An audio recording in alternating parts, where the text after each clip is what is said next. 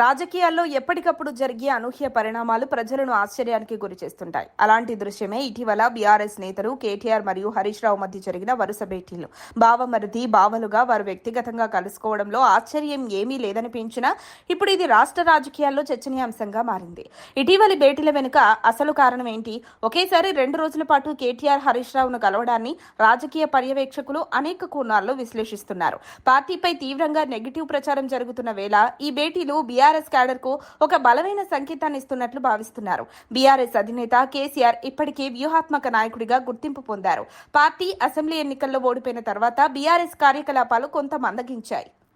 ఇదే సమయంలో సోషల్ మీడియాలో రాజకీయ వర్గాల్లో పార్టీ నాయకుల మధ్య విభేదాలపై తీవ్ర ప్రచారం మొదలైంది. ముఖ్యంగా హరీష్ రావు పార్టీకి దూరమవుతున్నారనే ప్రచారం ఊపందుకుంది.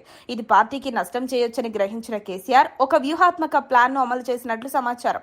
ఈ వ్యూహంలో భాగంగా కేటీఆర్ స్వయంగా హరీష్ రావు ఇంటికి వెళ్లి వారితో సుదీర్ఘ చర్చలు జరిపారు. పార్టీ భవిష్యత్తు, కుటుంబ ఐక్యత మరియు రాజకీయ దుష్ప్రచారాన్ని ఎదుర్కోవడం వంటి అంశాలపై విస్తృతంగా చర్చ జరిగిందని సమాచారం. ఈ సమావేశాల ద్వారా మన మధ్య విభేదాలు లేవు అనే సందేశం పార్టీ కార్యకర్తలకు ఇవ్వాలని ఉద్దేశించినట్టు తెలుస్తోంది. కేటీఆర్, హరీష్ రావులు కలిసి ఉద్యోగ సంఘాల నేతలతో సమావేశం నిర్వహించడం కూడా గమనార్హం. ఇంతవరకు పార్టీ కార్యాలయంలో జరిగే ఈ తరహా భేటీని ఇప్పుడు హరీష్ ఇంటి వద్ద ఏర్పాటు చేయడం వెనుక ప్రత్యేక ఉద్దేశం ఉన్నట్లు భావిస్తున్నారు.